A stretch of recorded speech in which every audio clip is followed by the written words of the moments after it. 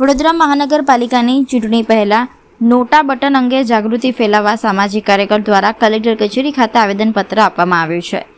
ચૂંટણી તંત્ર દ્વારા નોટાનો વ્યાપક પ્રચાર કરવામાં આવે તેવી માંગ ઉઠી છે.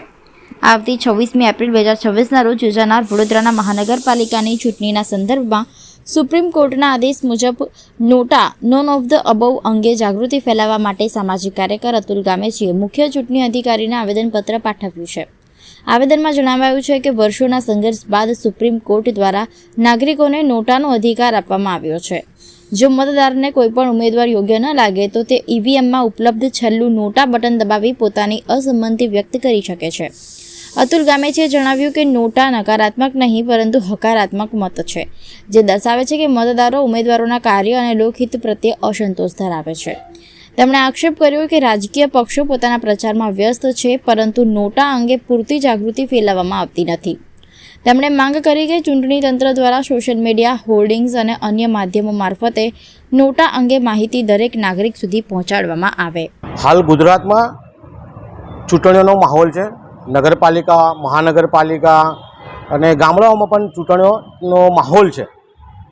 આજના રોજ સાંજે 5 વાગ્યા પછી ચૂંટણી પ્રચાર પડઘમ બંધ થઈ જશે.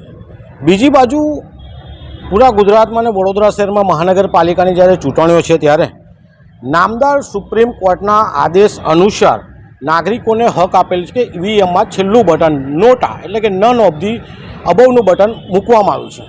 જ્યારે આ બટન મૂકવામાં આવ્યું છે ત્યારે આ બટનનો પ્રચાર પ્રસાર કરવાનો છે. આનો પ્રચાર પ્રસાર કરીને નાગરિકોને બતાવવાનું છે કે કોઈપણ ઉમેદવાર આપના મતને લાયક ન હોય તો છેલ્લું બટન દબાવો.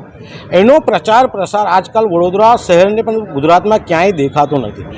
નોટાનું બટન એ નકારાત્મક નહીં પરંતુ હકારાત્મક બટન છે.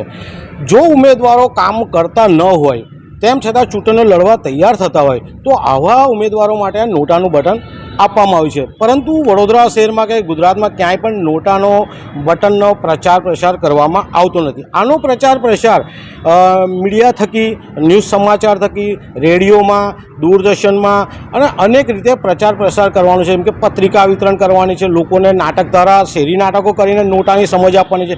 પરંતુ વડોદરા શહેરમાં કોઈ પ્રચાર પ્રસાર કરવામાં આવતો નથી. ત્યારે આજે વડોદરા શહેર જિલ્લા કલેક્ટર જે મુખ્ય ચૂંટણી અધિકારી છે એમને આજે અમે આવેદનપત્ર આપ્યું છે અને આવેદનપત્રમાં જણાવ્યું છે કે આજે ચૂંટણીના પડઘમ બંધ થવાય તેમ છતાં નોટાનો પ્રચાર પ્રસાર કર્યો નથી. તો આપણી પાસે હજુ થોડો સમય છે તો આમાં નોટાનો પ્રચાર પ્રસાર કરે. સાથે સાથે અમે એક માહિતી અધિકાર અધિનિયમ 2005 હેઠળ માહિતી પણ માંગી છે કે નોટાનો પ્રચાર કર્યો છે કે નહીં તેની માહિતી આપી અને કર્યો છે તો ક્યાં ક્યાં કર્યો છે. જોવા જઈએ તો ગુજરાતમાં ક્યાંય નોટાનો પ્રચાર પ્રસાર કરતા નથી. તેના કારણે નામદાર સુપ્રીમ કોર્ટનું જે આદેશ છે એનું ઉલ્લંઘન થાય છે તેવું અમને લાગી રહ્યું છે.